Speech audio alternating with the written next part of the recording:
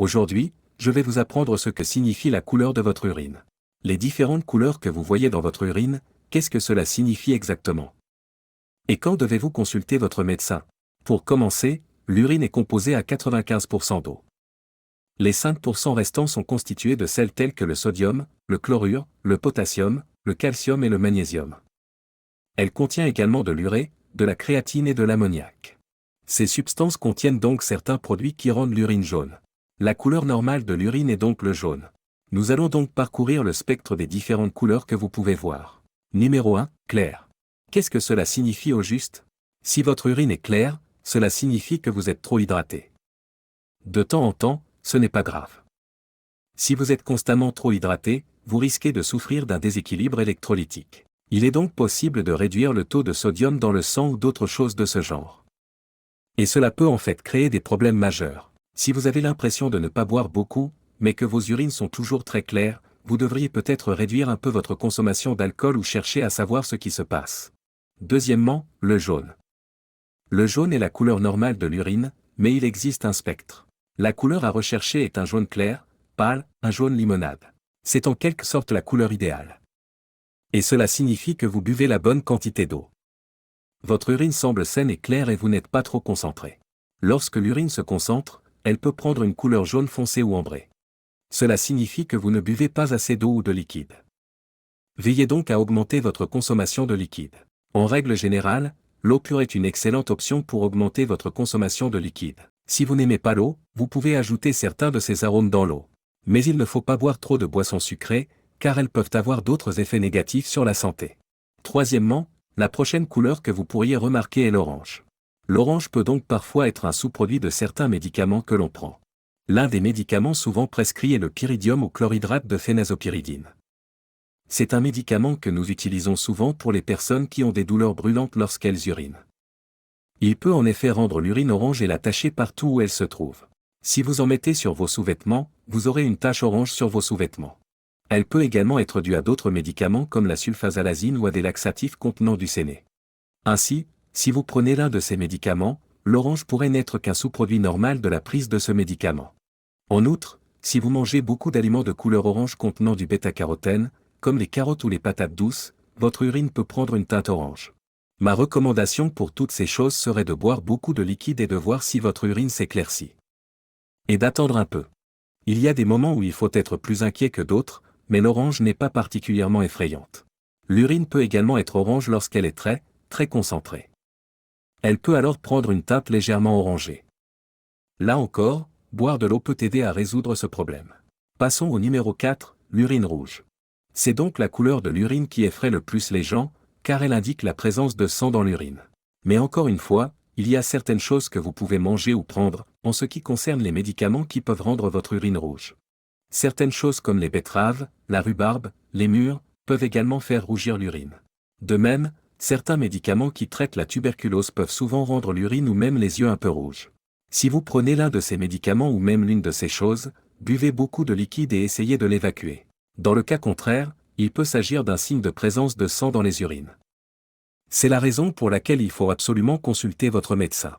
Nous devons, d'une part, confirmer la présence de sang dans les urines et, d'autre part, effectuer ce que l'on appelle un bilan d'hématurie. Cela implique une analyse d'urine pour vérifier la présence de sang dans l'urine ou de signes d'infection, et éventuellement une culture d'urine. Nous procédons également à une imagerie des voies supérieures, généralement à l'aide d'un scanner de l'abdomen, avec ou sans contraste. C'est pour voir s'il y a des kystes ou des masses dans le rein. Le scanner est utilisé pour déterminer s'il y a des calculs dans les reins ou des anomalies dans les tubes qui drainent les reins vers la vessie. Ensuite, nous procédons à une cystoscopie.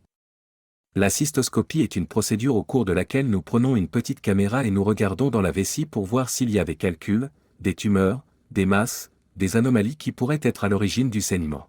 Nous examinons également la prostate. Nous vérifions également le taux de PSA sérique ou un test sanguin pour le cancer de la prostate. Ces 3 tests vous permettront généralement de savoir si vous avez quelque chose de préoccupant qui provoque la présence de sang dans les urines. En général, les médecins trouvent quelque chose chez environ 15% des patients. Il est très fréquent que nous ne trouvions rien du tout. Mais nous voulons absolument trouver toutes sortes d'anomalies, de cancers ou de pierres qui pourraient être à l'origine de la présence de sang dans les urines. Numéro 5, urine brune. Tout ancien sang dans l'urine. Il peut être de couleur brune. Enfin, si vous avez fait un exercice extrême, par exemple une course de très longue durée, ou si vous avez soulevé des charges très lourdes, vous pouvez être victime de ce que l'on appelle une rhabdomyolyse. Et lorsque cela se produit, les fibres musculaires se dégradent. La rhabdomyolyse peut être très, très grave. Vous pouvez avoir beaucoup de faiblesse dans les jambes, les cuisses et les épaules. Et certains d'entre vous pourraient également ressentir de la douleur. Il se peut que vous remarquiez une urine brune. Il s'agit d'un problème grave. Vous devez vous rendre aux urgences si cela vous arrive. Vous devez commencer un traitement immédiatement pour vous assurer que vos reins sont préservés. Car cela peut être dangereux pour vos reins si ce n'est pas traité. Un autre aspect de l'urine brune ou de la couleur du Coca-Cola est qu'elle peut être le signe d'une maladie des reins ou du foie. Si vos urines ne s'éclaircissent pas, consultez absolument votre médecin traitant pour vous assurer qu'il n'y a pas d'autre cause à la couleur brune de vos urines. Certaines choses comme l'intoxication au Tylenol. Si l'on prend trop de Tylenol, d'acétaminophène ou de paracétamol, l'urine peut prendre une couleur brune. Numéro 6, si vous avez des urines vertes ou bleues, c'est assez rare. Mais il est certain que certains aliments, comme les asperges ou les myrtilles, peuvent donner à l'urine une teinte verte ou bleue. Il y a aussi certains médicaments qui peuvent changer la couleur de l'urine.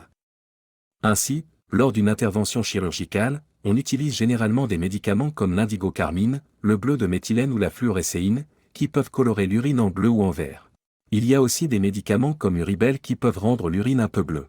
Mais en dehors de la chirurgie, certains médicaments modifient également la couleur de l'urine. Il s'agit notamment du propofol, un médicament couramment utilisé en anesthésie.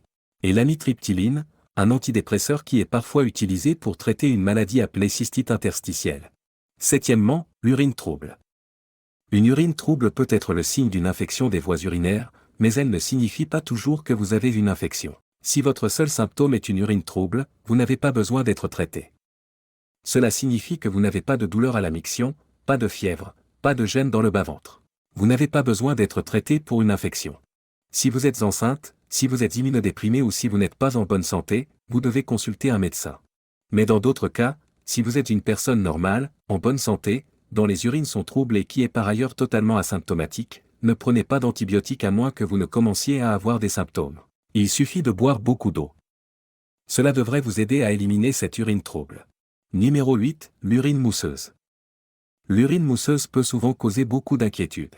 Mais la plupart du temps, c'est simplement parce que vous avez un jet d'urine très fort. Et vous créez des bulles lorsque vous urinez.